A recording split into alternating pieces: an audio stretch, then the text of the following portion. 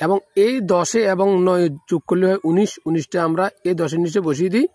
বসিয়ে দেওয়ার পরে এই 19 এবং এই 11 যোগ করলে হয় 30, 30টা আমরা এখানে বসিয়ে দিই। বসিয়ে দেওয়ার পরে আবার 30 এবং 7 যোগ করলে 37, এখানে আমরা 30-এর নিচে 37 বসিয়ে দিই এবং এই 37 সাথে 3 যোগ করলে হয় 40, 40টা আমরা 37-এর নিচে বসিয়ে দিই। এখন খেয়াল করো যে এখানে আমাদেরকে বলেছে, কি বলেছে খেয়াল করো, এখানে বলেছে যে n সমান হচ্ছে আমাদের 40। কোথায় n সমান 40? এখানে n সমান 40, এই জায়গা থেকে n সমান 40, এটাকে 2 দ্বারা ভাগ করব, হবে 20। কেন 2 দ্বারা ভাগ করবো? আমাদের সূত্রের মধ্যে রয়েছে সেই জন্য। এখন 20 হবে। তাহলে খেয়াল করো এখানে যে 20 হচ্ছে, অর্থাৎ 20তম পদ যা 61 থেকে 70 এই শ্রেণীতে অবস্থিত। এখানে 20তম পদ বলতে কি বোঝায়? এখানে 20তম পদ নাই, 10তম পর্যন্ত রয়েছে, 19তম পর্যন্ত রয়েছে, এখানে কিন্তু 30-এর মধ্যে 20তম পদ রয়েছে। তো যেহেতু 30-এর মধ্যে 20তম পদ রয়েছে, সুতরাং এই শ্রেণীটা হচ্ছে আমাদের মধ্যক শ্রেণী। তো এখানে এটাই বলছে, সরি এটা না, এটার নিচেরটা হবে, এটা হচ্ছে এখানে হবে আমাদের 20তম পদ, কারণ এইটা পর্যন্ত কিন্তু আমাদের 20তম পদ নাই।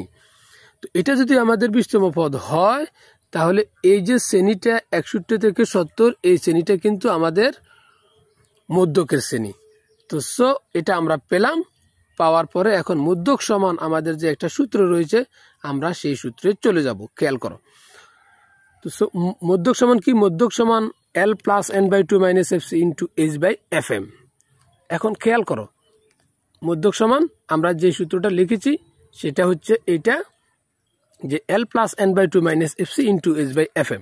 তাহলে এখানে আমাদের এখানে L এর মান কত? L এর মান হচ্ছে মধ্যক যে শ্রেণীতে অবস্থিত সেই শ্রেণীর নিম্ন সীমা। আমরা জানি এখানে 20টা এই ঘরে রয়েছে, এই যে এখানে 20 এটা এই ঘরে রয়েছে, অতএব এটা নিম্ন সীমা হচ্ছে 61, এখানে 61টা বসবে।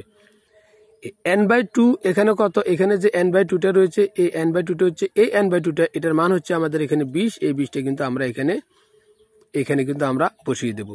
দেওয়ার পরে আমাদের এখানে হচ্ছে fc কি? মধ্যক শ্রেণীর, মধ্যকের যে শ্রেণীটা রয়েছে সেই শ্রেণীর পূর্ববর্তী শ্রেণীর ক্রমযোজিত গণসংখ্যা, সেটা আমরা এখানে 19 বসিয়ে দেব।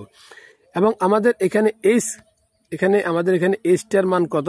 এই যে আমাদের এখানে h-টার মান কত? 10। কিভাবে? এখানে আমাদের যে শ্রেণীবিভক্তর গড়গুলো রয়েছে, এই শ্রেণীবিভক্তর গড়গুলো হচ্ছে 10, এখানে আমরা এই 10টা বসিয়ে দেব। ওকে, বুঝতে পারলো তো ভাইয়া? এরপর হচ্ছে আমাদের fm কি? fm হচ্ছে মধ্যকের যে শ্রেণীটা রয়েছে সেই শ্রেণীর গণসংখ্যা, অর্থাৎ আমাদের এখানে গণসংখ্যা হচ্ছে 11, 11টা আমরা এখানে বসিয়ে দিলাম। দেওয়ার পর এখন আমাদের কাজটা করতে হবে।